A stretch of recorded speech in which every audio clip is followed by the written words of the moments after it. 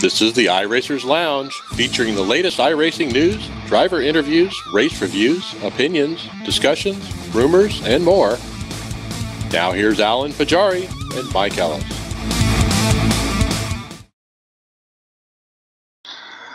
Welcome to the iRacers Lounge. I'm your host, Alan Pajari. iRacers Lounge is a podcast for the iRacer, where we talk all things iRacing in a casual setting. Today we got a big show. We have a new release coming out Tuesday. And so with me here we have Carlos Fonseca and Mike Ellis. Hi.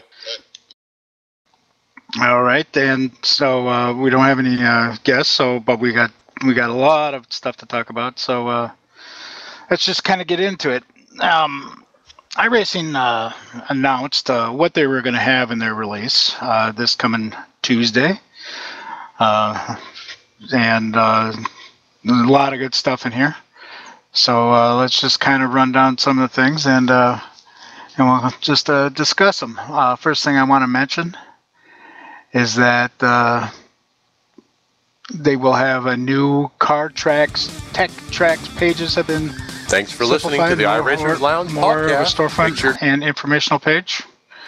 So that's the website you're talking about. Yeah, we're gonna look at the website. So anyway, they got a new storefront. Actually, that isn't where I want to start. I want to start off. The new race panel is now more descriptive about where it's registering and sending users in official sessions, as well as more aware of registration status after a session has ended.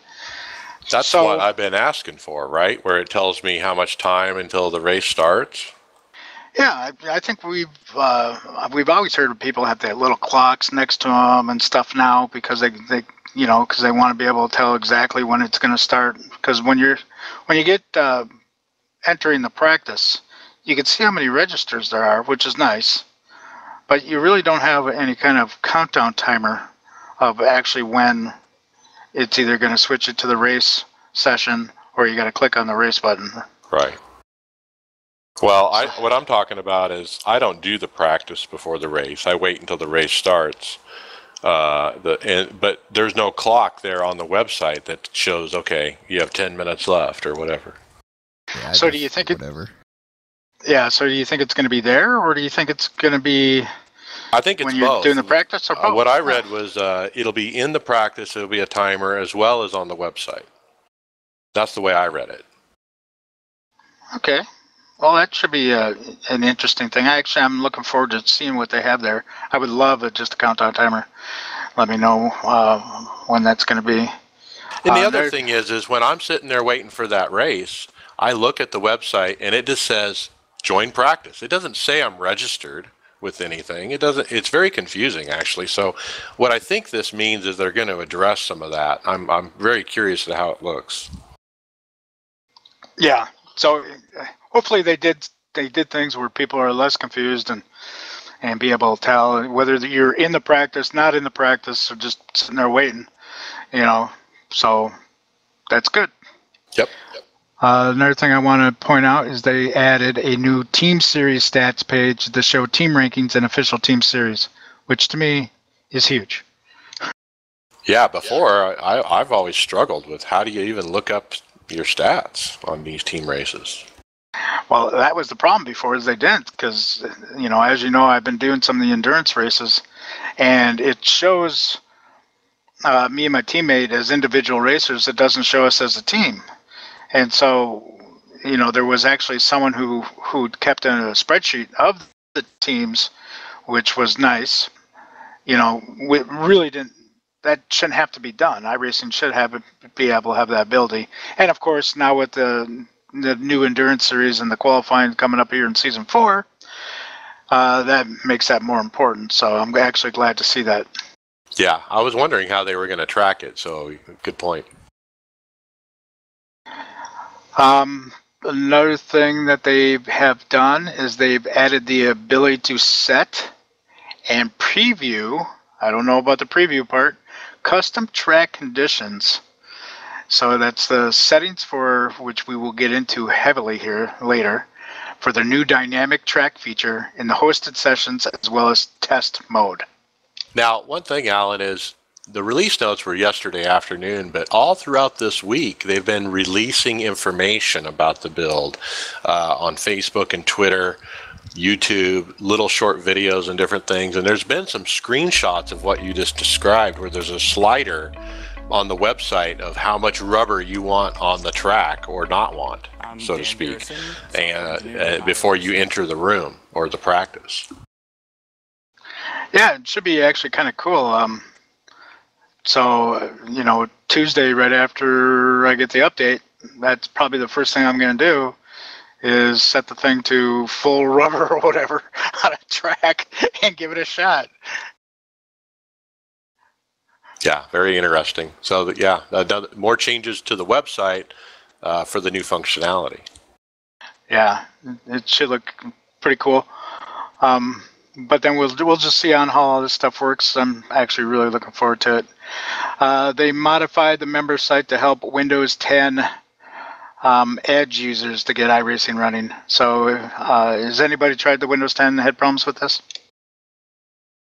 I have Windows 10 on another machine, but no, I haven't tried it with iRacing. I've read though that if you're using the Edge browser, it wouldn't launch it unless you did certain things. So people were just advised to use Chrome or Firefox, but apparently they're adding support for Edge. Okay. And let's see,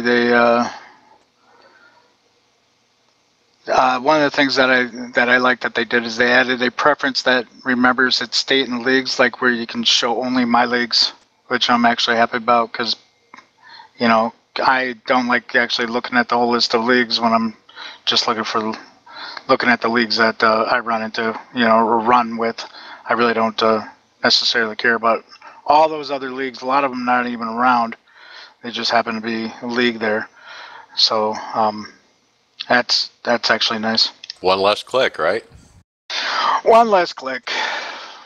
First world problems. All right, so now let's get into some of the real important stuff. iRacing is going to be releasing a easy anti-cheat method. iRacing is contracted with a software, and I'm just kind of looking for it. It's called Easy Anti-Cheat, and they're going to be integrating in with that piece of software. And so this is going to be checking for any kind of files, I assume, that are not correct files. Yeah, and it's a third-party company, and this is the first time they've done this, where they've brought in somebody else, and they've notifying us because when the build comes Tuesday, you're going to be installing this third-party software as part of the package. Yeah, right. And that's probably the only reason why they're notifying us. Now, I really don't know on how people cheat. Have you guys heard anything about how people have done things in the past? Well, this forum thread about the easy anti-cheat, man, I've never seen a forum thread this grow, and everyone has an opinion. And there were a lot of things said, as you can imagine, you know, with the forum crowd we have. One guy even posted a list of supposed cheaters with names, and that was floating around on the internet. And lots of things being said, but basically what I understand is, yeah, replacing files, you know, working in a sandbox or like a virtual environment with iRacing and injecting files and stuff. And what this software does is detect that.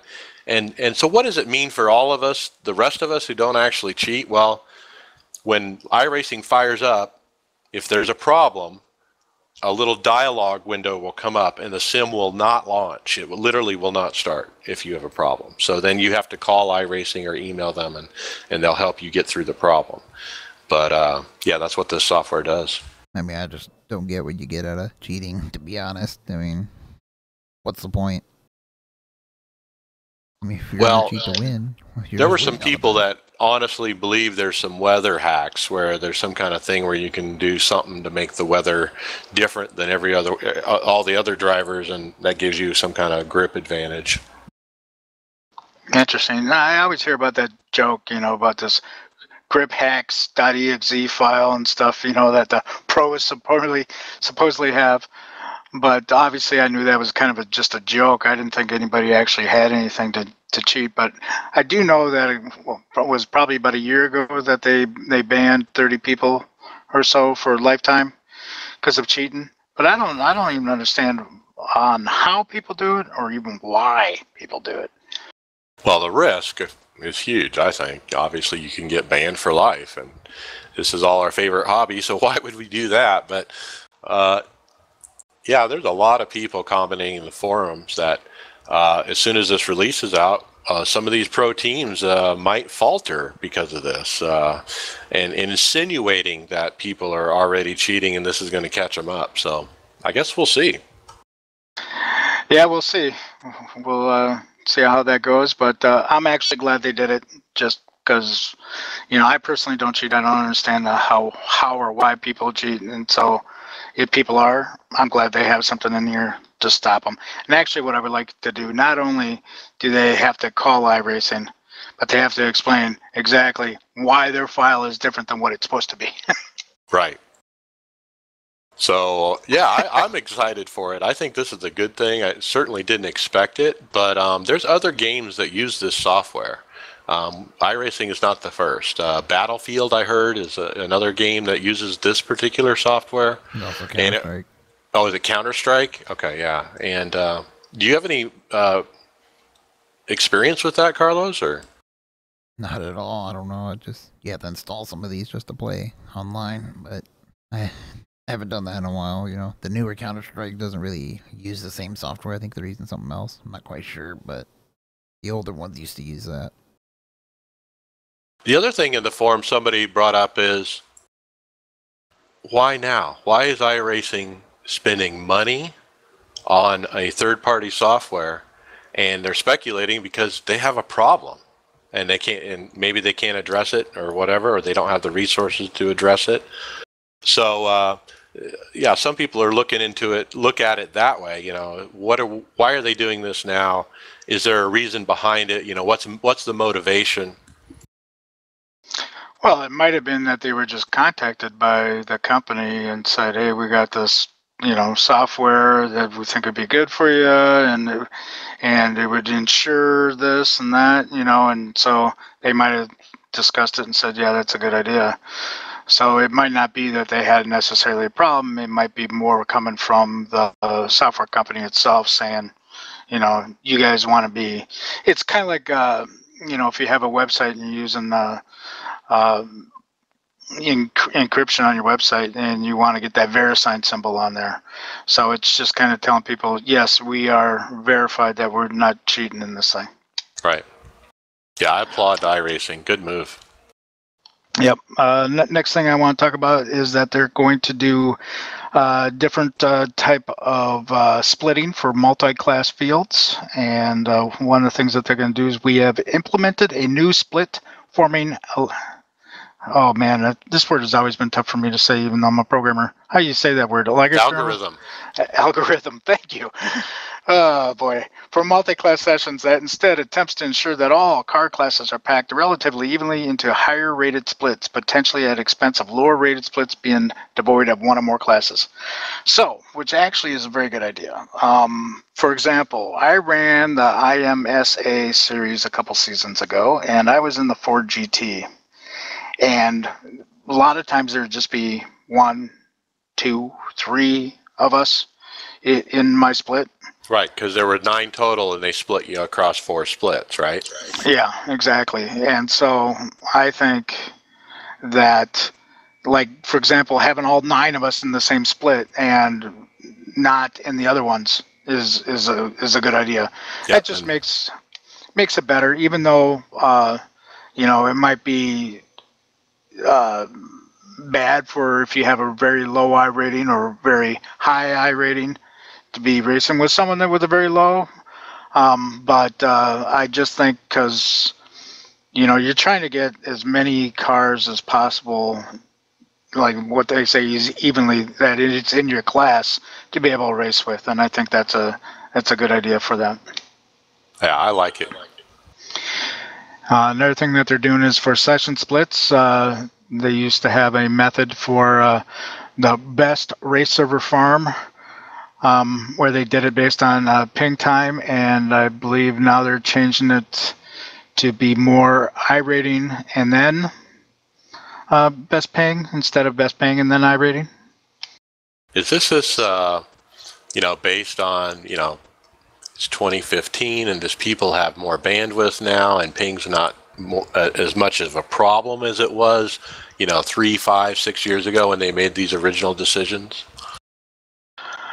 Well, one of the complaints that we heard a long time ago is that a lot of Australians would complain that they seem to be split together and not with the rest of the group. And I think that this is more to address this type of issue, I think. Right. And that would make sense. I mean, it makes sense if there's a iRacing farm, which this is news to me. I didn't realize that they had servers in the U.S., Sydney, and Amsterdam. But if the server's in Sydney, of course the ping is going to be lower to that server than the one in the U.S. Right. For those guys. Yep. But, they want to run with they want to run with us, right?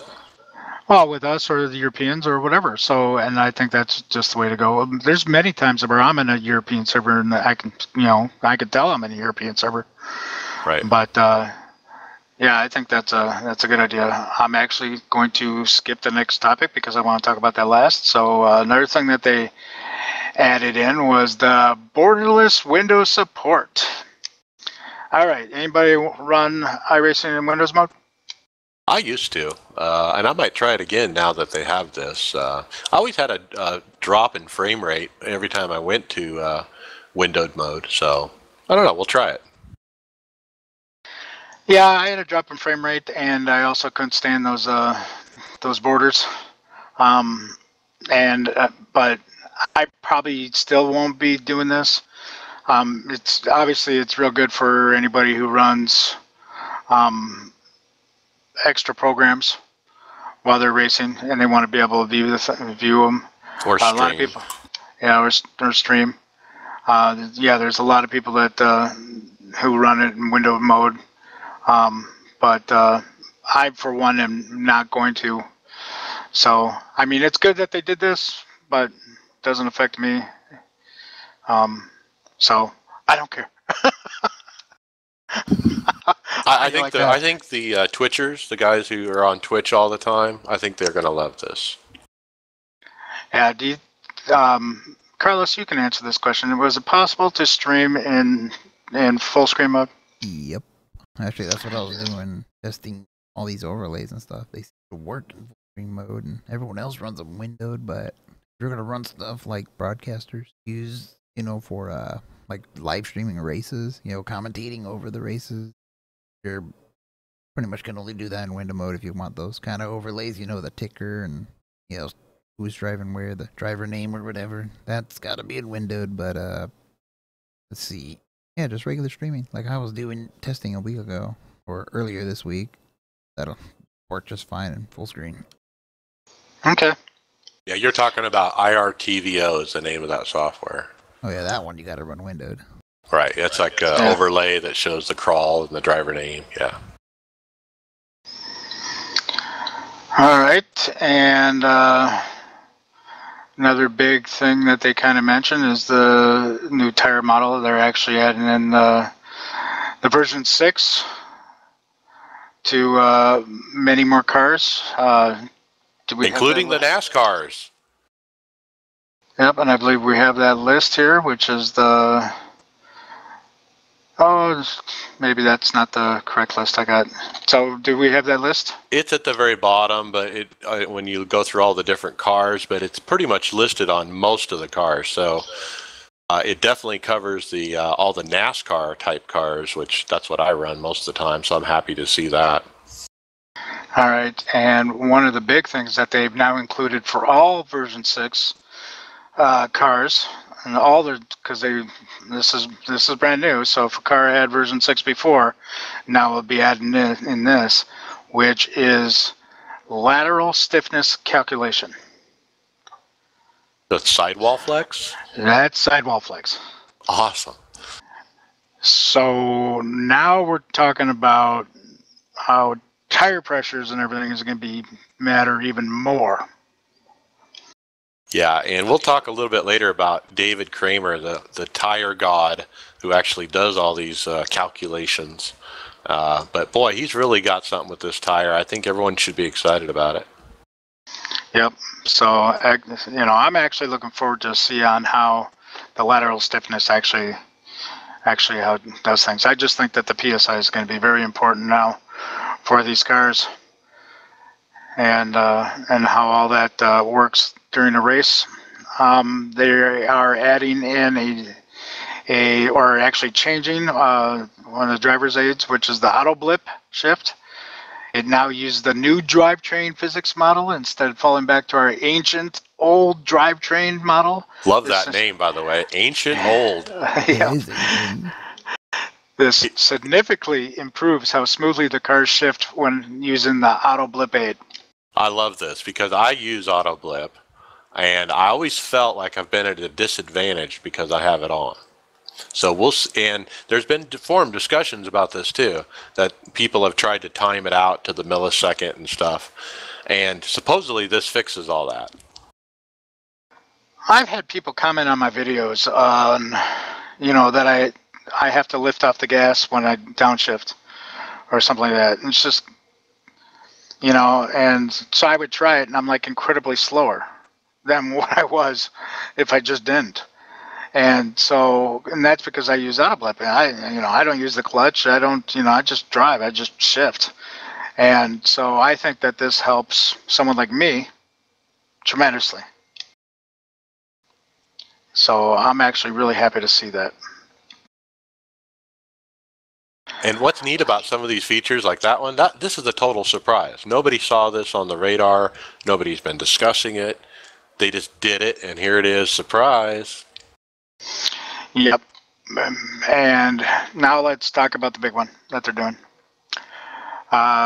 Dynamic tracks are coming out. I wasn't expecting this. I wasn't really expecting this probably until next year sometime. I'm actually surprised it's coming out.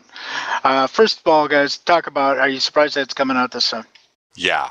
When we talked about this 3 months ago at the last build, when they announced it, we were like, okay, no way it's going to be this year, And speculating like months from now. In the next build, 3 months from now, yeah. At the end of the year. So, yeah, and there's a lot to discuss here. In fact, iRacing, Steve Myers from iRacing wrote a blog post, actually, to kind of break down what this really means. And if you don't mind, Alan, I wanted to read just a couple excerpts from that post. Go ahead. Just to give us an idea of what does it mean when we say dynamic track. So I'm going to jump in there and read just a couple sentences here. Since the start of Papyrus, and I'm going to paraphrase a little bit, our racetracks have been perfectly clean static surfaces. The entire surface has the exact same grip on all parts of the track, and the racing groove is really just artwork. Now, when a session loads, the racing groove you see on the track is actual virtual rubber that is on the racing surface. Just think of them as the track being alive. Right. And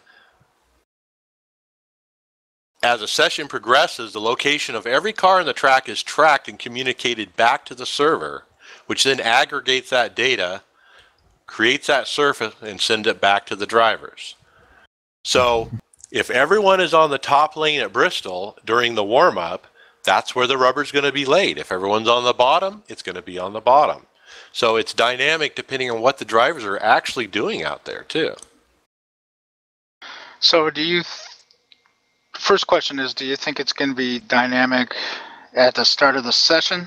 So it's going to, like, for example, let's say it started at green, or a green racetrack. So it's nice, clean. There's no rubber laid down. So at the beginning of warm-up, people are going to be out there, and it's going to start to lay rubber down.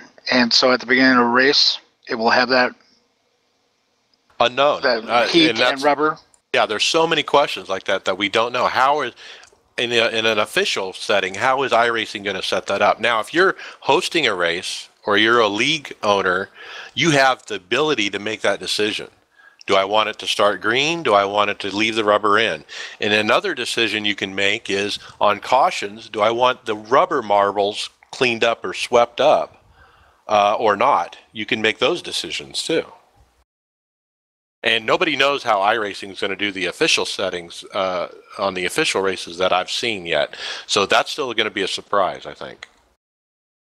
Yeah, it's going to be a surprise. Now, I think we mentioned before about the video that they showed and about you could see where, based on the line that they were running, you can see where the rubber was being laid down. You could see where the heat was on the track because of the way they were shown. Obviously, when we're racing, we're not going to be able to see the heat on the track, but we'll kind of know by where it's darkening up. And another thing that they showed was the marbles Developing. getting into there. Yeah, developing. Yeah. Now, you got the rubber component of it, and the other component is the heat, like you mentioned, and that causes by the cars, but it can also be the sun or lack of sun. So if you're in a shade, like you're at Texas Motor Speedway, you have those big building that shades over turn 1 and 2. It's going to be cooler there than it will on the backstretch where the sun's beating down. Well, that's going to make things interesting, being the fact is if everyone's going to be running the same line over a course of a race, that gives us the option to move around, looking for more grip. Hopefully. Yeah. Yeah, I mean, there's still going to be fast lines and slow lines and that type of stuff, and you're going to have to weigh it out of whether or not taking a different line, even though that might not be the preferred line, is actually going to be better for you because it might be cooler, free of the rubber, as long as it doesn't have marbles. See, that's, for me, one of the first things I want to try out is lay down some marbles and go run in them. See how much it upsets the car? See how slick it gets, yeah. Exactly. That's something I want to see. I want Or to just lay be in the middle of a Darlington race and then go down into the marbles, down on the apron or wherever they are, and just see what happens. Yeah, interesting. I don't know. That's definitely something we got to get used to if we're going to try running high lines. Oh, I tell you one thing. The next NIS race is Richmond. And Richmond can be a 2-group track. Right now it's a 1, but it can be a 2. No, already 3. And so it's going to be, well, the question is can it really be 3 with the marbles being up there on the 3rd group? Well, it depends. Are they going to clean them off during caution or not? It's a flip of a switch when they set up the room, really. Well, if they're going to clean them off during cautions, I want to see the big jet dryers out there. Yeah, that would be cool. And the ability to slam into them. Yeah. Was it Montoya that did that? Yeah. Okay. This is a game changer, guys. One thing that Steve Meyer says here, let me read this.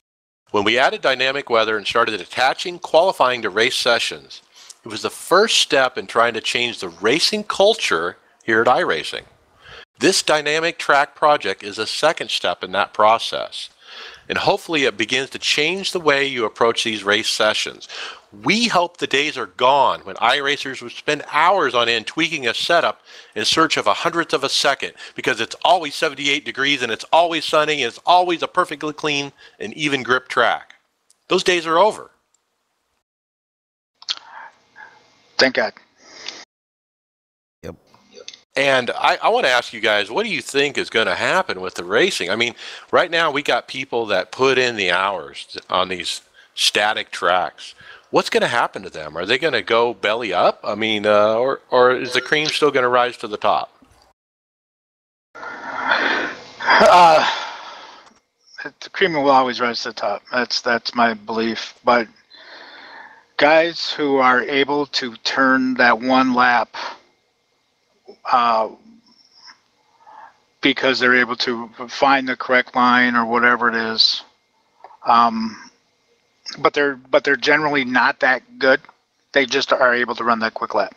Right. They've just practiced that and they just got it down to a science, Right. This will hurt them tremendously. guys that are just good racers, who you call the cream, they're going to be good no matter what. Right. So, myself, I'm not really expecting too much difference myself driving. Where I actually fit into the spectrum of things. But, I just think that it's going to, and also, I really think that the races will be cleaner. For some strange reason, I really think they're going to be cleaner because they're going to not necessarily be everyone trying to get to that same piece of racetrack anymore. Yep. Right. And so, that's another thing. Well, we're going to find out. That's the thing. We're going to find out on how all this stuff happens. But these are kind of, my hopes. My hopes is that the races are cleaner. It's you're going to be able to run, like, for example, Chicago's after Richmond. You're going to be able to run that high line and have that nice good grip and actually be able to pass guys on the inside. And everything is going to be, wonderful with it. People that hit the marbles will actually get loose and have to straight up their car, and basically the stuff that you see on TV. That's my hope. But we'll see on exactly how realistic they got it. Sometimes if it's too realistic, it might turn iRacing into big old wreck fest. Here's the thing. It's already realistic in my mind, and this is like going to be like, I don't know, a cherry on top kind of situation. It's going to make it better. I don't see how it couldn't be better. I'm glad it finally gives us options. Instead of running next to the wall of Kansas, you can probably use the other two lines finally.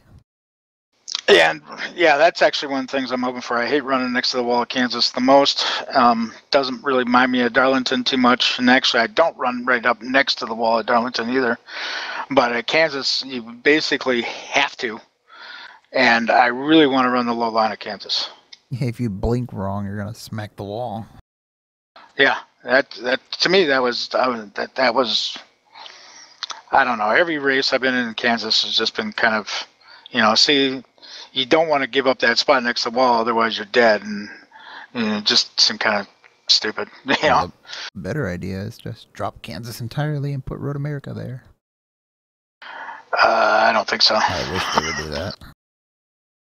There's a lot of talk in the forums, a lot of excitement, obviously, around this. Some people are calling it iRacing 3.0.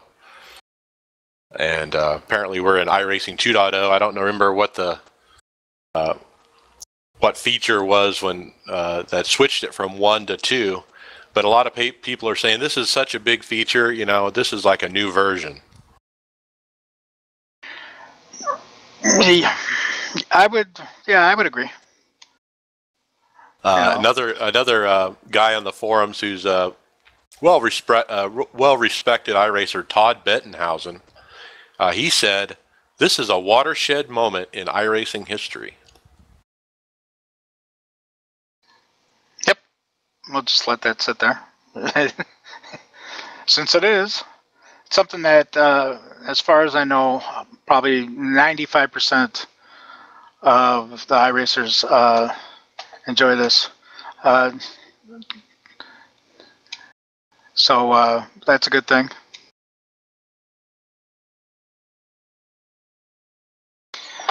All right, and another thing that they have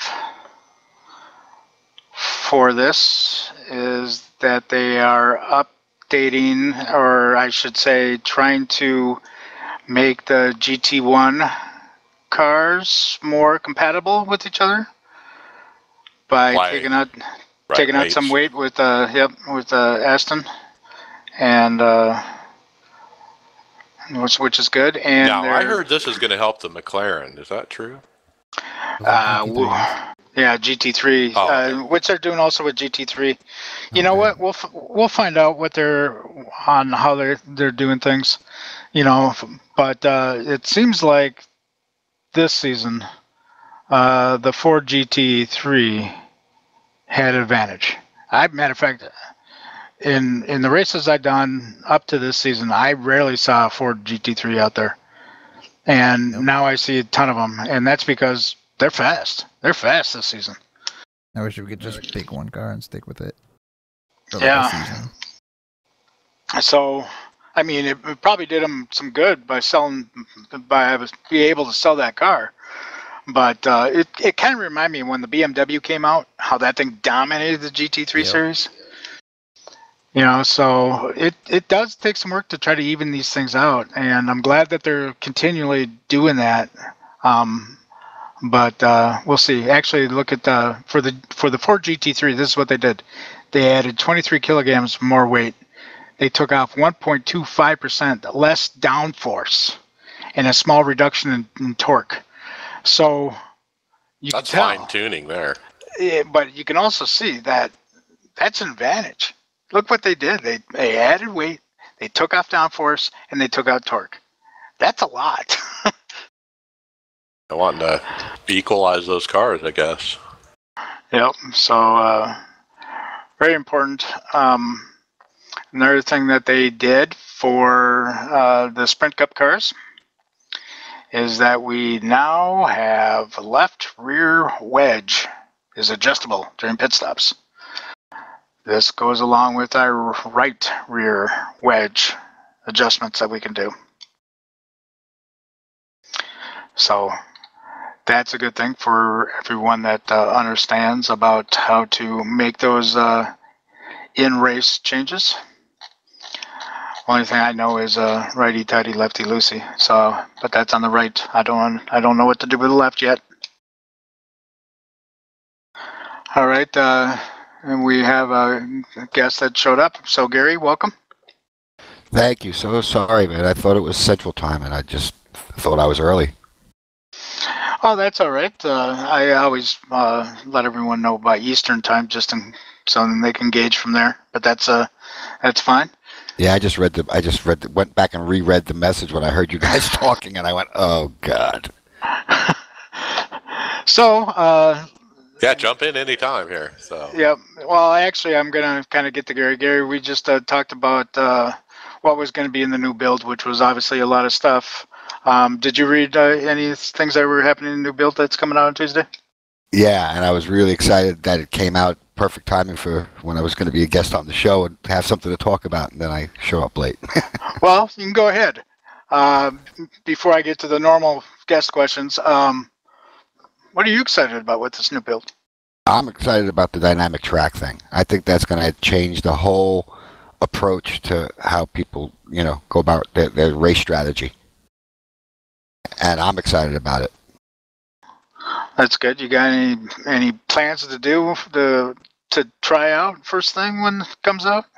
Well, I've been racing the oval this season. I'm pretty new to this. Unlike most of the people that you have on the show, I've got into this in the last few months, but I'm totally addicted, and it's been all I've been doing because I had a shoulder surgery, so I've been home from work, and so all I get to just sit around and recover, and so nice. Sit around and race. You mean?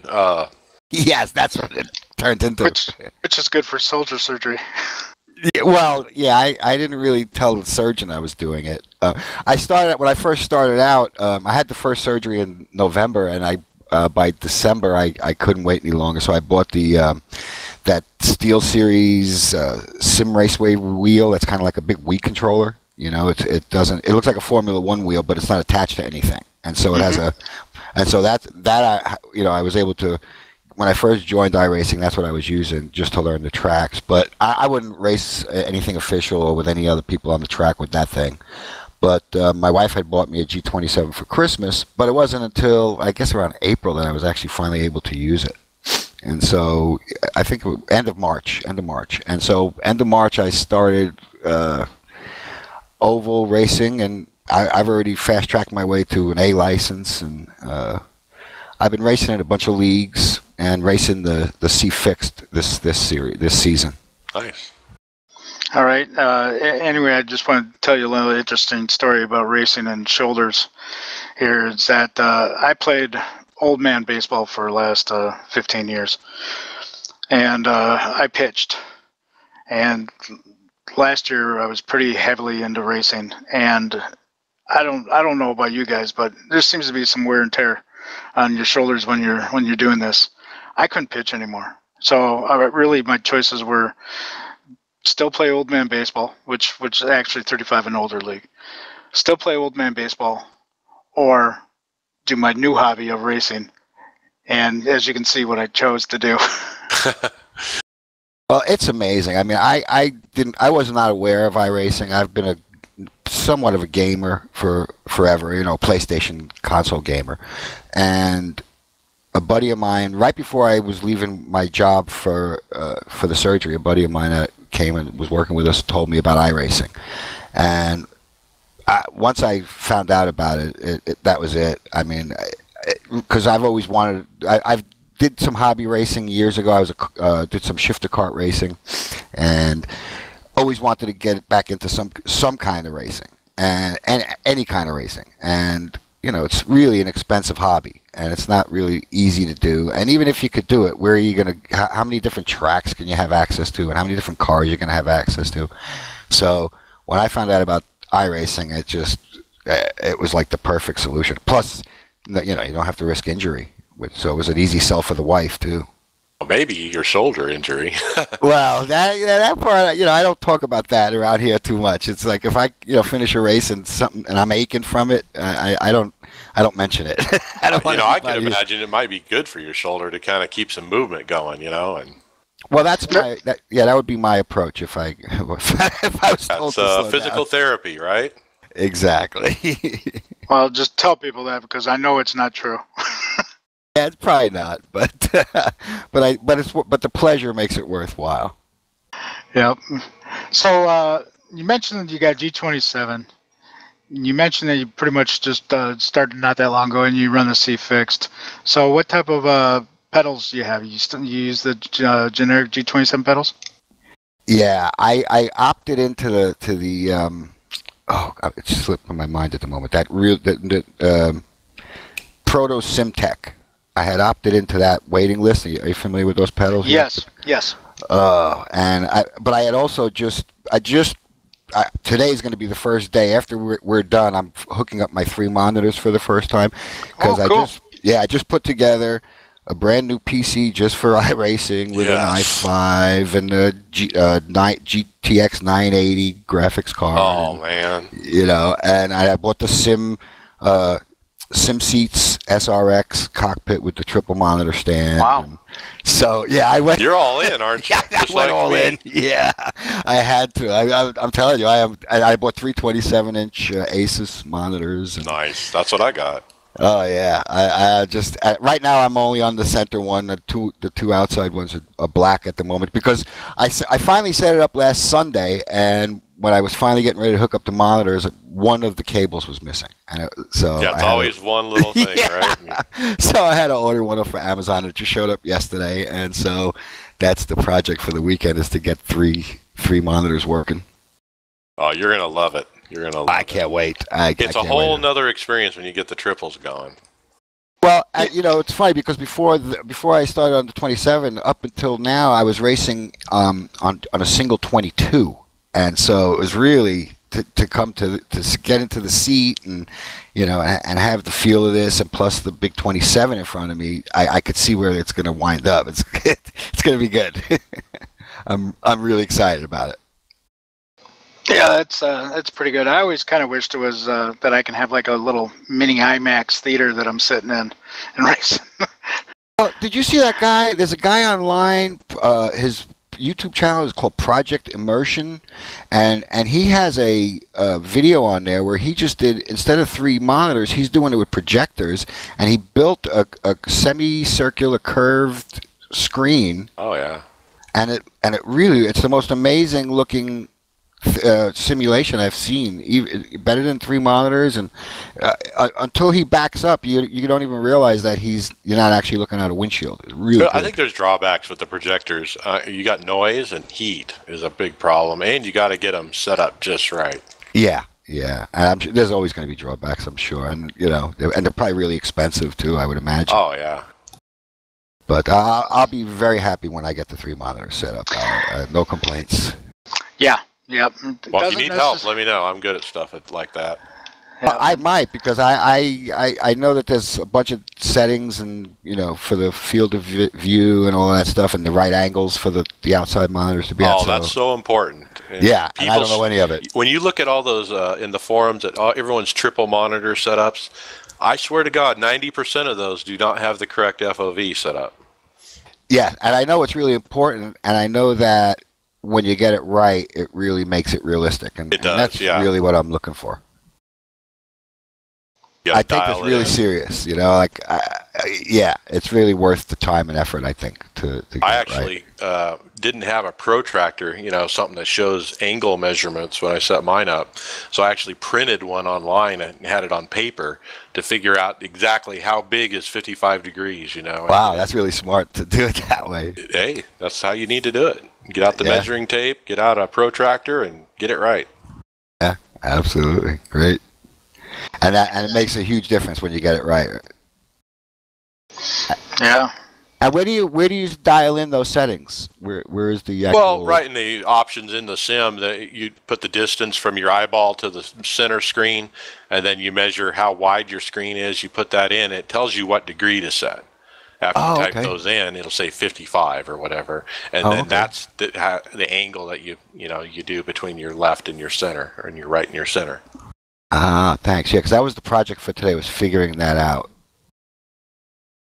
Yeah, isn't that just a field of view calculator there, Mike? Pretty Where much. you would put in your angle? No, if you put in those two measurements, the eye to center and then the width of your center, and then hit click away, it'll auto calculate that number. Okay. And that's what the game will be set at, like 55 degrees. But it's also very important that you set your monitors to that, your physical monitor to that degree as well. It's got to be set in the game, and it's got to be physically set up that way. Right. Otherwise, when it goes from the center to the sides, it doesn't go straight. It doesn't look straight. And isn't that correct? Right, you'll get warping. You'll have the whole looking through a fisheye kind of look. Yeah, which is not good. No, it's definitely not going to help my my racing. Yeah, I remember when I first set up my triples, and one of the things I just clicked off just to see was the render on three screens. I unclicked that, and that's a fisheye look. Yeah. You can mess it up, and a lot of people do. Like I said, if you look at these triples that people set up, they don't have enough angle, usually. Never enough angle. Yeah, that's what it looks like when you watch their videos. All right, and Gary, since you're new, have you looked into any leagues, or have you joined any leagues to join, or just official stuff? No, I'm a member of the Old Bastards. That was the first league I joined, and I race with those guys probably 4 times a week. And Tuesday nights I race in the All Pro Sim Racing League. I race in the Truck Series there. And Monday nights I was doing some stuff with the Anarchy League. And I'm filling up. You're busy. I'm filling up my calendar. Yeah, I got some Friday night leagues that I run, but I'm kind of thinning it down to I want to do one or two kind of stock car things, and then I want to get into some road racing, because that's really what I joined for. I didn't have any intention of doing oval when I joined, but it just sucked me in. Oh yeah, it's fun. Yeah, I used to run with the Old Bastards. Oh, I think everyone has at some point, right? They've had a nice few. bunch of guys. Yeah. And I race a lot of different stuff, so it makes it fun. Yeah, that was actually good, and plus they do it during the daytime, which I liked. So the last thing that I did run with them was their Friday daytime Lotus 79 series, which was it's a very fun car to drive, and they kept it clean, and so it was kind of fun to race with them in that. Yeah, see, that's why I raced them too, because they do keep it clean. I mean, I raced the L49 on Saturday mornings with them, and we did like a 100 lap race at California and went incident free, and it's really really fun. It makes it really fun. I can't stand the official races where you race a lap and a half and you get a caution, and you race a lap and a half and you get another caution. That seems to happen quite a bit in the C Fixed. Yep. Yeah. Hey, Carlos, you are there. I want to thank you for doing that video at Mosport. Yeah. Someone requested it, so I did it. Yeah, I was the one that requested it. No, was it? Yeah. There That's you what I go. sent to the emails. But I because I was setting up the rig and plus it was just a good excuse to drop that week because I couldn't get around that track without hitting something. It was a pretty tough place. Yeah, the truck This is a and truck, yeah. yeah, that was not going to be my first road race. Yeah. It's tough to get around there. I know that Carlos and I, at least, are going to be doing the Road Warrior here in about an hour. And Oh, is that it's today? kind of yeah. It's actually been last night, today, I think early tomorrow morning, and tomorrow sometime. I think Today They were- and tomorrow night, or today and later, about 9 o'clock tonight. Or 8 Okay. o'clock Eastern, or Central. And- I mean. and then tomorrow morning. Yeah, I think so. Okay. Do you only run the trucks? No, I don't.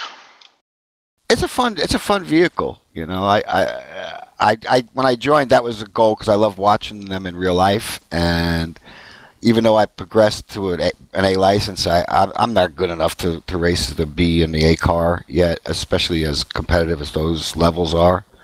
But I'm still, it's a lot of fun. It's a lot of fun. You get some guys that are idiots, but you know, I guess that's in every one, every series. Yeah. All right, Gary. One last question here. What's your most memorable iRacing moment so far? I thought about that all week because I knew you'd ask me, and I haven't been doing it long enough to have anything that memorable. Do you have a win yet? An official win? No official wins. I've got a few top fives. You know, I've got like 20-something incident-free races, but no wins. Okay, tell me this then. When you get that first win, what are you going to do? You going to yell out, or you going to? Oh, yeah, you going to, yeah. you know, I'll be go dancing. pick up the wife with your sore shoulder? Or? No, I won't. I don't want to strain the shoulder after I got to steer. You know, but I will be dancing around. You could bet on it. Nice. I'll be doing the victory dance. That's good. All right, so let's kind of go back to the build stuff here, and since all the other stuff they got coming out with dynamic tracks and stuff, and everyone's excited, they actually got some things coming out that kind of going a little bit by the wayside, which is too bad. They are coming out with the new Xfinity Toyota Camry car. Finally. Yep, so that's going to be now added with their Chevrolet Camaro and their Ford Mustang. And so all your Toyota fans that race the B car can now pick up that car. It's actually a good looking car. Right. And I know a lot of people are they're excited about the new Corvette C7 Daytona prototype that's coming out. Yeah, Carlos, yeah. you were jumping up and down earlier about that. I want to just, if it sounds as nice as it looks, then we're in business here. Yeah, it does look really sharp. iRacing put out a nice little video highlighting the car. And, I think the question we had, Carlos, and we couldn't figure it out, is where are they racing this? And are they, is it going to be in a series with other cars or what? It's going to be an IMSA. So, but is it gonna be same class as HPD or its own again? I believe the HPD is being paired up now with the Radical. Oh, no, all right then. Yep, so it's actually going to replace the HPD, which is actually a good thing because you got the Daytona prototype in the IMSA. So this kind of just adds another one, and so then they're moving that HPD and joining in with the Radical. Hopefully, it helps that series up because hardly anybody races the Radical. Looks like a fun car too. The Radical. Yeah, and I don't know why it doesn't get so much participation. And but actually, we'll save this for another show, but I think that iRating per car thing can really help out participation in a lot of these series. Yep. Are they talking about doing that? iRating per car? No, Yeah. but it's been discussed by the members probably since time has began, and I'm one of those guys that are totally for it. I would be for that. Or there should be some kind of another way to, really keep the guys that can't drive out, basically. There really needs to be some other ways. Well, I guess since we're talking about it, we'll just talk about it. In my opinion, for example, I've owned the sprint car since I became a B license, and that was not that long after I joined iRacing. I've never raced the sprint car. That's a fun car to race, too. I do that. That's what the old bastards race that, too. That's a fun one. That's just one gear, right? Yeah. But it's fun. But you can't even put it to the floor when the back end comes around. Now, if I wasn't worried about dropping splits in the NIS races that I do, I would go out there and race the sprint car. I would race the modified cars. There's a bunch of stuff I would race if I wasn't worried about dropping splits in the NIS. Right. That's where the leaks come in. That's mainly the reason why I stay out of the truck series, because, one crash and there goes 100 iRating just like that. Yeah, I agree. There's a reason I don't run any other official races besides NIS, and that is the reason. Yeah, but that's why I run so many leagues, because I like driving all these different things, and I'm not going to keep up with the official series. And I just discovered the modifieds a couple of weeks ago, and I fell in love. So I went on and I found a league that runs them, so that I don't have to screw up my ratings. Yeah, I guess that's the way to go. Well, which is actually, in a way, too bad, though, because it kills the official participation. But I checked the officials, too, and I've run a couple of modified races since, but there's no like I said, there's no participation that way. Right, and if they had the iRating per car, they would have a lot more. Oh, yeah. Me, I would, for Yeah. example, probably start running some of those things if I didn't worry about my NIS, ruining that. Right, now a lot of people would tell me that iRating doesn't matter, but yes, it does. Yeah, it does. Because when you're running in a split, or if you're running for championship points, everyone knows that it's weighted on the top split has the most championship points on down. So don't tell me that iRating doesn't matter. Of course it matters. It's huge, yeah. So, and also you really like to run around people that you run with every week, pretty much. So you want to make sure that you stay at that level or gain or whatever. And so you're not going to jump into a sprint car and run that race because you damn well know you're going to be the last thing. You might crash out, and and I don't care if it's safety rating that's judged per car. To me it's just iRating. And if someone, then people would say, well, that's a lot of data to take care of. They have it. They know what car you ran. It's all in the database. They can easily do it if they wanted to. Now one of the problems they would have is if they just started, next week we're going to start iRating per car. So how does it split up? Yeah, how would you start it? Yeah.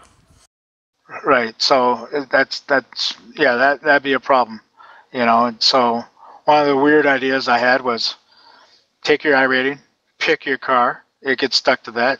All the rest, you're at 1350. Yeah, you start over. Good idea. Yeah, that is a good idea. So yeah, I'm totally for it, and I hope someday that they do it, and I hope that they're listening to the people that want it. It is another topic in the forums again. It was brought up again by Joshua Filia about iRating per car, and be honest with you, I hope they do it someday, because I don't think there's anybody that can argue against it. I mean, what was the argument against it? I don't think there is one. I don't think there's a good one. Right. But I'm sure that people do argue, but it's like a lot of people say, the iRating really doesn't matter, and the answer is it does matter. Or if, because most of the time people would say, well, this would stop people from farming. Well, I'm taking a different approach. I'm not even looking at the people that run the Legends and and then get their iRating high up for the NIS races or whatever. I'm looking at it as I would participate in a lot more series if it wouldn't affect my iRating that I'm running for a certain series. So that's just so. Anyways, that's my opinion on that. Yep. No, I agree. That separate iRating would be great, or like you said, even attaching your iRating to one car and then and having everything else be separate is really a good idea. Yeah, so I'm hoping that someday. Otherwise, kind of back to the new build again, which is pretty exciting.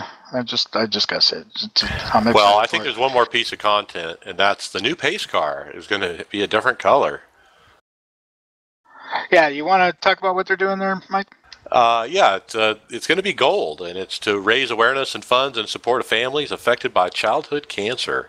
The Ford Mustang pace car will feature the gold livery of the American Childhood Cancer Organization, ACCO, during the fall sim racing season. So look for that.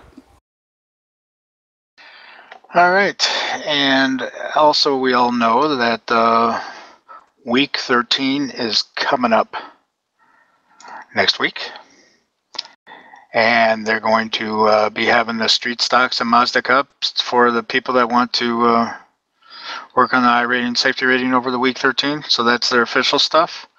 But for their fun stuff, besides the normal carburetor cup, which I'll never run in again. Yeah. They're doing their the V8 Oval Cup, which is the Ford Falcon and the Holden Commodore at Charlotte, Monza, and Martinsville. Anybody interested in doing that over week 13? Yeah. Might be interesting. Yeah, that'd be fun. I have the old V8. I don't have the new one. I don't think I'll be able to run it. Yeah, that's personally, I'm not going to be doing that one. The next one, I think I'm going to give it a shot. First of all, we got to understand, week 13 is all about crash fest. There's no good racing in week 13. Okay. So this is all about just for fun, and who cares if you crash or who cares if someone wrecks into you. And the next time I hear someone call someone an idiot or whatever it is in a week 13 race, check yourself here. This is week 13, guys. This is the way it's going to be. I thought you were going to say take a drink every time someone says that. Yeah, and that Right. too, because you need it, because you shouldn't be complaining. So anyway, this one I plan to do because I think it sounds like fun. DW12 Short Oval Challenge. Bristol, Martinsville, Thompson, USA, Five Flags, Lucas Oil, New Smyrna. On my an God, Indy car? Bristol. Yeah, can you imagine Bristol? That'd be crazy. 8 That second does laps. sound like fun, though. Yeah, it's going to be like a marble in a blender. Yep, and I plan to do those. Yeah, that does sound fun. The know one about Martinsville. I saw on the list I like, Alan, was the figure 8 racing with the rough. That'd be the rough rear wheel drive car. Oh, that thing's intense. Yep. So, yeah, figure eights can be kind of fun. Actually, I don't like it when you're just jumping in with a bunch of people you don't know. I enjoy the figure eights with people that you do know. It seems to be more fun for some reason. I'm pretty sure you guys know what I'm going to do that week. The IMSA DP Sprint. That's the new Corvette, Yep. Daytona, Sebring, Mosport, Road Atlanta, Coda, and Road America. Every single one of them tracks except for Coda. I don't like that track. Yeah, so you're buying that car right off the bat, huh? Yep. Yeah, All right. That's a must-have purchase. Well, I'm not going to be one of those must-haves, so. Yeah, I won't either. I probably Yeah, won't get that one. I'm actually going to skip that unless, for example, like the first or the Corvette GT1 car, I didn't buy it, and I bought the Aston Martin when it came out, and so I started racing GT1 series in Aston Martin, but the guy I normally race road racing with, he had the Corvette, and he was just talking about the sound and it's so much fun and that kind of stuff like that. So I gave it a shot, and now I love that Corvette. Yep. One car. Yeah, I kind of Yep. committed. The guy that turned me on to iRacing to start with, he asked me if I wanted to do the team racing. Him and his brother are both big iRacers, and he asked me to if I wanted to join the two of them to do the long, the long race at Daytona, and that's the car they want to drive. So I'm gonna have to get it because I said yes. Yeah, we run some of those events too. They're fun. Yeah, they seem like a lot of fun, and I've heard you guys talk about the last one that you guys did. Right. It sounded like a lot of fun, especially it sounds like a lot of fun when you just to do it with people that you're actually talking to while you're working with as a team. Right. Yep. Plus, we won. Yeah, congratulations. Yeah, even better. Yep. Always got to add that in when you can. Plus, we won. Yeah. That's an accomplishment. Yeah, actually, we were pretty happy with that. Another thing they're doing is the Kia Touring Car Championship, which is kind of a preview of their new series that they're going to have. They're kind of breaking off the Kia. I think this has a little bit to do with that BSR championship thing that has become pretty darn popular. That's that league that they televise in England. Yeah, Have you I watched actually those watched races? that. Yeah, I watched Great. it on the 27th on Twitch. iRacing actually put it on their Twitch channel, which I wanted to say, great for iRacing. They need to get all these broadcasts on their Twitch channel because it really opens up the audience. But it's called the BSRTC. They were at Zolder. It was really good coverage. And I was just amazed at the racing that takes place in these Kias. Absolutely. Man. Absolutely. Yeah, great. Exciting. Good stuff, yeah. I check it out. I think it's every Thursday now or something like that. That car's become on my list for when I start my road racing career. Because that looks like a lot of fun, that racing. Yeah, one of the guys that I normally watch his YouTube channel, I believe it's called World of Conducci. It's actually Robert Plumley is his name. He races in that series, and there's like 3 short races that they do, and it looks like a lot of fun. So guys that are part of that, but it also looks to be very competitive. They got a lot of real good road racers that are racing this series. So, but I believe it's Wednesdays during the day there, Mike. For us. Oh, is it Wednesday? Okay. Yep, Wednesdays for us during the day. Right. For the people overseas in Europe, that's Wednesday evenings that they race this. And it also looks like they're previewing another one of their new series, which is the Prototype Challenge with the HPD and the Radical. And so you guys can give it a shot, but if you're looking for me anywhere, I'm going to be running that DW12 in that short cars, and I'm not lifting. That's all I'm saying. That'll be fun. Yeah. Yep. So that's week 13 stuff. A lot of times I skip it. So, but last season I did a few races, and so this week 13 I'm going to do a few races again. I have a question about maybe any one of you guys might know the answer to about the new build. Sure. Okay, so you know how for since I joined iRacing on the pace laps, everybody that weaves back and forth gets yelled at because everybody says that does nothing. Now that we're going to have marbles, now that we're going to have all that stuff going on the track, and the tires are going to be picking them up, are they going to make that something that actually does something? Yeah, I think so. Somebody in the forum they were speculating on the blog post and the release notes. There's a sentence in there that says that the marbles can fly off the tires as well. So that indicates to everyone, I think, that scrubbing will actually work. So I actually predicted that next week we're all going to be scrubbing tires. Oh boy, there's another 4 points on the safety rating. Someone's got to run into each other. I wish somebody from iRacing would clarify that, because that's one of those mystery surprises that nobody really knows or understands, but they're kind of speculating about. Yeah, I was wondering about that. I hope so. Well, I don't know. That could be. I don't know if I hope so or not. But, right, exactly. But we'll see. I think I'm going to do it just because until it's known for sure, and somebody from iRacing says, "Hey, this either helps you or hurts you," I'm probably going to do it. What was that one incident in the real life NASCAR where Mark Martin was doing that and the car just locked to the left and took out Jimmy Johnson on the pace lap? It can happen. think that happened in Vega, wasn't it?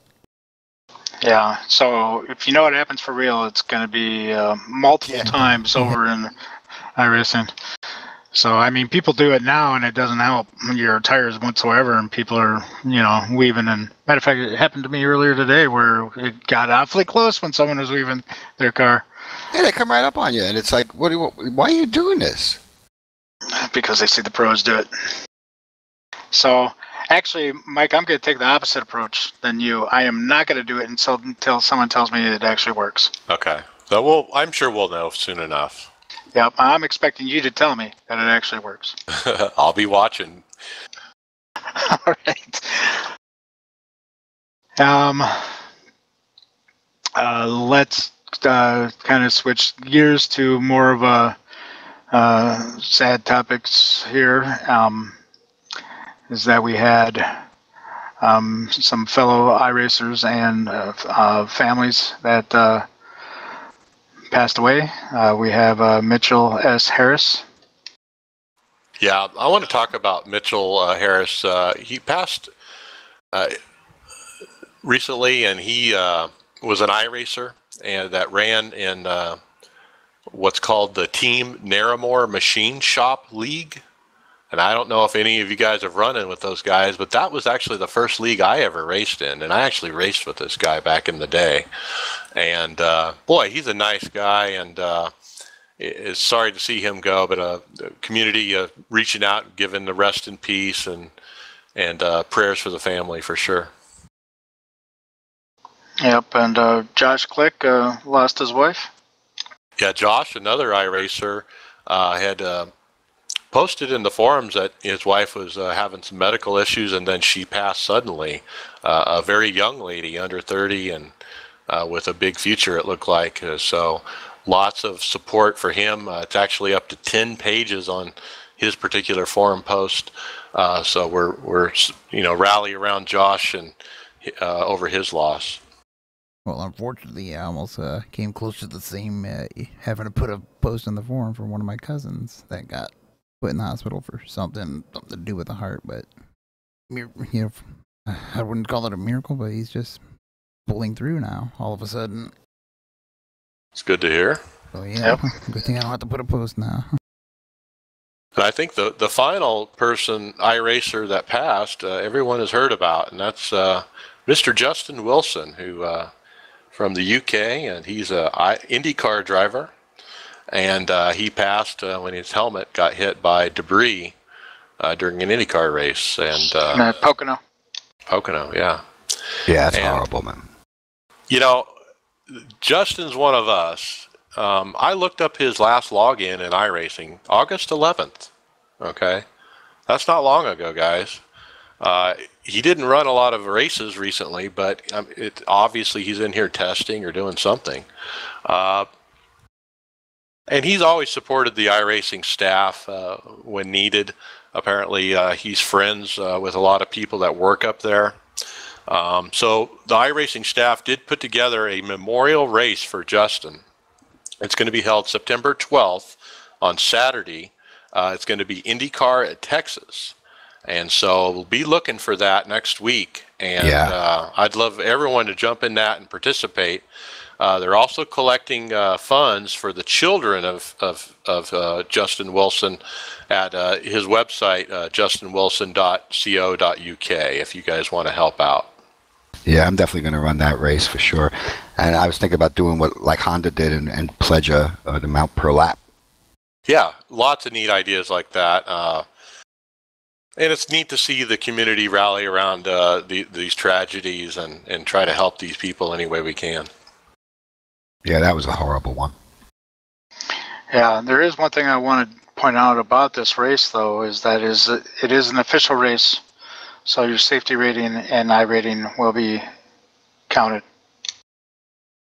Yeah, Texas will be fun. Yep, just want to point that out. If anybody's run the DW12 at Texas, very fast track. Stay low, man. Stay low. Hug that line. So, but it's very fast. Very fast track.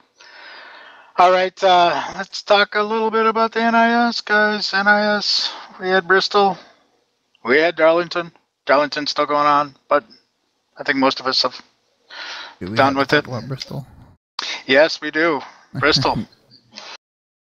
Well, I had a good Bristol. I don't know how, but I got a couple. It wasn't a drop week, so I got some good points there. 165 in the Open with a 10th place finish. So I'm not great at Bristol or Darlington, but I somehow got some good finishes.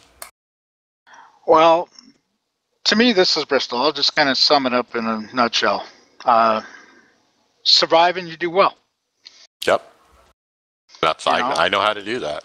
I survived one race and I did not survive two others, and that's how my Bristol week went. So I actually was running well in all three of them.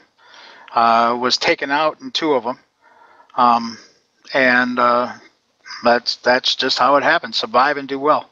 Yep, I got So- wrecked in both mine. Jose got wrecked in every single one he did. Jose has had the worst luck I've ever heard of. I mean, he gets blown engines in like every start. I think he had one top 5 at Darlington, but over the last 3 or 4 weeks, he's blown like a dozen engines. How? Getting caught up in wrecks and stuff. Oh, yeah, after damage. Right. Yep. So I don't know. The way I was looking is that either A, I'm picking the wrong times to start racing, or B, I got to work on my wreck avoidance more, even though, at Bristol, first time is that, a guy gets loose off the corner, there's another guy right behind him, I'm actually underneath him, and so I'm just trying to get by. Of course, the guy behind him hits the guy that's got loose, and he turns him into me, and I turns me into the wall. There's my first out. Second one is that I see a wreck coming up around the corner. The guy behind me doesn't see the wreck, punts me into the wall. And I believe you were in that race with me, Mike. Yep. And so that just basically ended that. I mean, sometimes I think, where's the racecraft of these people? Hey, see smoke? There's probably something going on. I know that sometimes iRacing doesn't throw out the caution flag right away, and sometimes you don't know if there's actually going to be a caution. But racecraft guys, come on, So, but it's kind of hard to blame the guy that hit me or punted me when he didn't see it, because maybe he was right behind me and didn't see the car that was sitting sideways on the track. Yeah, the worst is when they arc a brake in there, and that they had plenty of time to get stopped, but they didn't. Yeah, some guy called me an idiot last week in Bristol, or 2 weeks ago, whenever that race was run, for running into him, even though I was to the point of lockup on my brakes, and he still got mad about it. Yeah, tempers fly. Yeah, I didn't get really mad at the guy. Of course, I got a YouTube channel at which I can say anything I want, and so I kind of did. But then later on, I said, what? I'm sure the guy didn't do it on purpose. He probably just didn't see it, and blah blah blah. But at the time, it's just kind of like, come on. Yeah, it's like, why'd you do that? Yeah, the integrity race at this last Monday at Darlington. Sorry, big wreck into first lap, and a bunch of people are wrecked, and I hit the brakes and I had the car stopped, and it literally stopped, and then I got ran into from behind, and I'm like, how I have enough time to stop, how come the people behind me didn't? Yeah, I watched that in my mirror, and I have no clue how I got no damage from that, because I was some guy sleeping, doesn't see the smoke, like you said, just keeps in the throttle, and Yeah, exactly. I was involved in that big wreck and the integrity thing, and so basically kind of started my race 3 laps down. But I don't know, crap happens, and everyone on restarts should be very aware, because on a lot of these tracks we're at, they're spinning the tires. Yep. Yeah, all of us wrecked before the start-finish line, before the start of lap 1. Yep. So, but anyway, that kind of leads us into NIS Darlington. I've actually had a good week, even though I was I did lose control of my car in the fixed setup on Thursday night, and had myself some damage, but I ended up finishing 13th. Last night I raced in the Open. Had a fantastic long-running car. It was awfully loose in the beginning, but once you got through those first 10 laps or so, fantastic long-running car. So I took it easy and was able to get a fifth-place finish. It was wild Nice. at the end, very wild at the end. I'm going to mention a guy by name since he likes to post himself in the forums all the time. But Joshua Justice is completely wild out there. He's got to learn some racecraft. That's all I'm going to say. He's on my video. He has a Twitch channel. If you want to go check him out, he posted it. You can go watch his restart he posted and go look at how he races. So I am naming this guy by name. Or, I just... let's say, or you can just look at this podcast video and see what's going on for yourself. All right, yeah, very good, Carlos. Carlos is showing it. So it's just, there's, come on, people. There's got to be some racecraft involved in some of this stuff. I mean, there's guys that got to get unlucky. I understand that. There's guys that get unlucky. They end up in other people's wrecks and blah blah blah. It happens. But then there's people out there that are creating the crap. And I hate to say it, but this guy creates the crap. So, sorry, Joshua, but I called it out before you were involved in that wreck. You could see it on my video. You could see me talking to my teammates. I'm calling you out before you wrecked, and then you wrecked. So it's just, and it's really bad when you look on the list and you see all the drivers that you're going to race with, and you're going to go, well, stay away from him, stay away from him, stay away from him. We do that every race. There's always a handful. Yep, and so, guys, you got your reputations out there, and, of course it doesn't help when you posted in the forum your video of what you did. So if you went to post it, I probably wouldn't be saying anything on this show, but you posted it. So there you go. Was he proud of it? I think he was blaming other people. Even worse. Yep. So I was talking about the NIS Open. Let's look at the points. Overall points, Chuck Sweeting is still running away with it, with almost an 800-point lead over Jason Cade Miller. But congratulations, Chuck. I'm up to 16th overall, folks, and I'm a Division II driver. So I'm real happy about that. I'm within shot of getting into the top 15. So really excited for the last 11 events of this 36-week season. Yep, and I know Junior's going to be out for the month, so he's going to be probably be dropping here. Oh, that's too bad to hear. I was hoping he'd make a run for it. Man's away for work, and what can you do? 3 weeks, and then he's taking a week vacation. So he's actually gone for the month of September. Well, maybe I can get his spot. Maybe. But I don't know how many drop weeks he has, but you never know.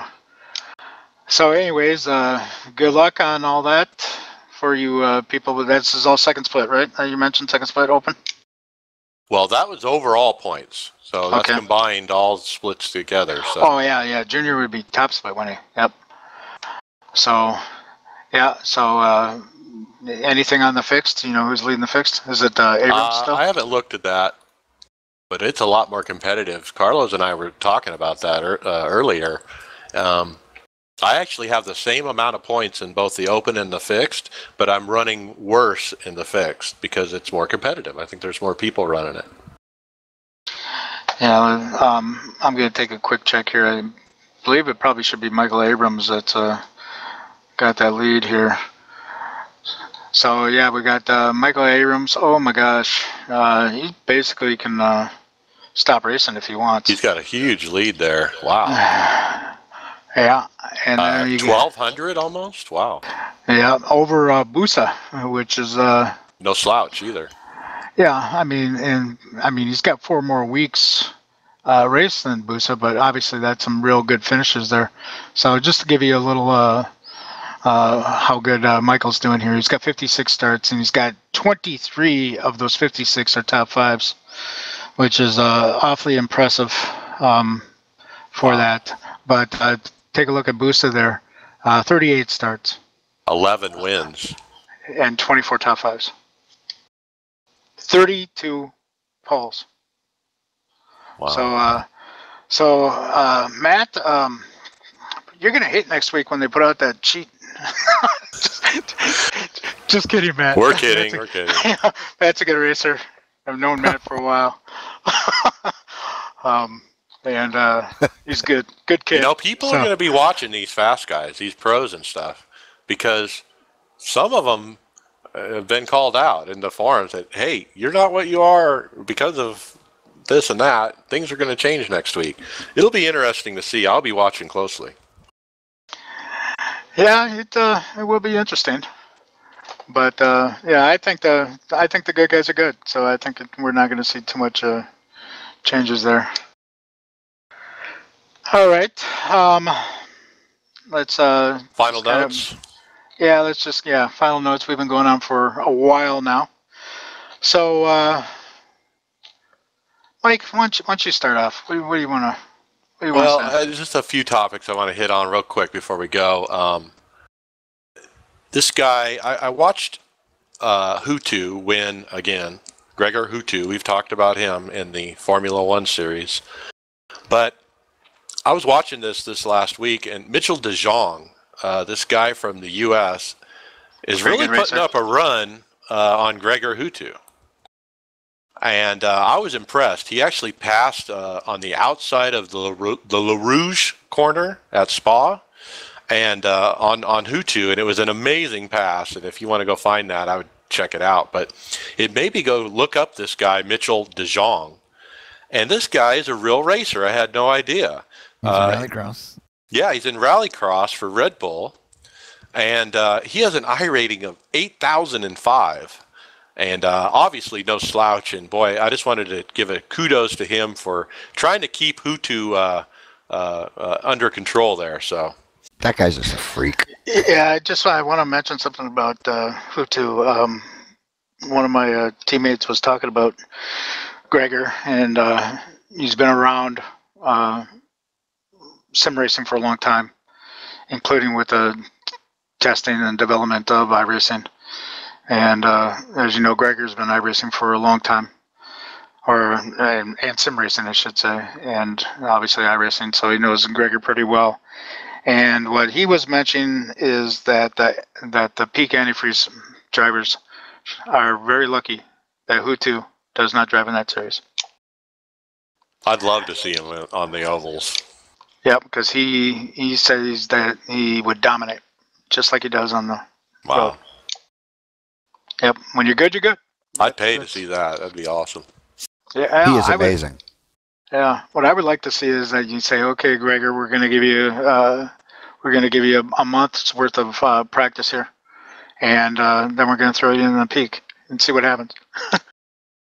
Well, did you ever watch the video on iRacing of him, the world's fastest alien? Yes. It's amazing. That's crazy. The guy didn't even have his driver's license at that point. Yep, how he jumped into a Star Mazda Road Atlanta, and it took him a little bit. I guess he ended up vomiting the first time. Yeah, well, there was that, but yep. But he had the flu or something, supposedly too, or something, didn't he? Yeah, but then after he started getting a little bit more used to it, I guess he was just tenths off the fast guys that raced it was basically Star Mazdas, Road Atlanta, so he was just tenths off of that.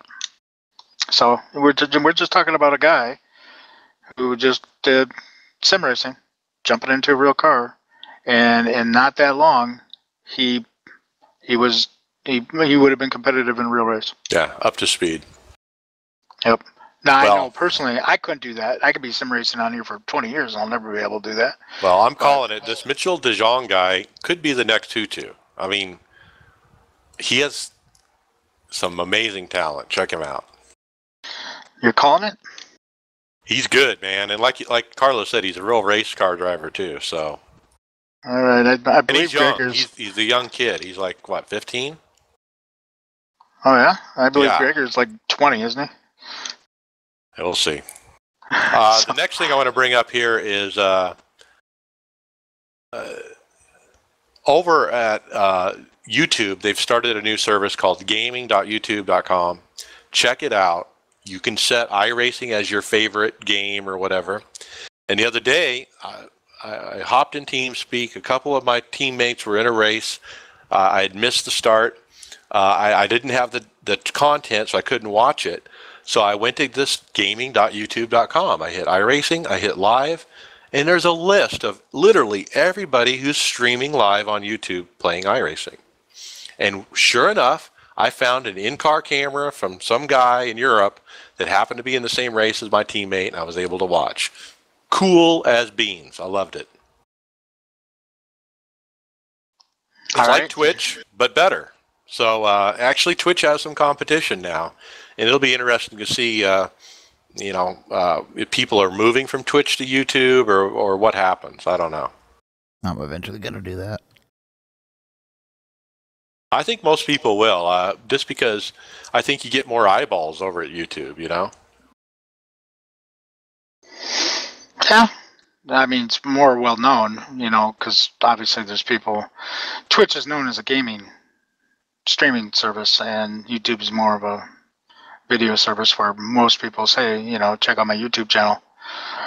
So, since it's more popular, it probably end up being more popular in the long run here. But obviously Twitch still has its place. And so as long as they both keep making it easier, I think they'll both be competitive. Right. But we'll see. Was that it? Or you got more? No, one more thing. There was this other video that was put up, and we talked about this on the last podcast, the Intel Developers Conference. They had an iRacing on their keynote where they were talking about the new processors for Intel and how they're made with iRacing in mind and that kind of stuff. And anyway, a video has come out after that last podcast of that developers conference where it had an interview with David Kramer from iRacing, the founder of iRacing. And I liked it because it was neat to put a face with a name. We've all heard of the guy who works on the tire model and who founded iRacing. It was neat to see him, and it was neat to listen to him talk about his vision behind iRacing. And he does in the video. He talks about, why did I start iRacing? He used to be an actual race car driver, and he took that and applied it.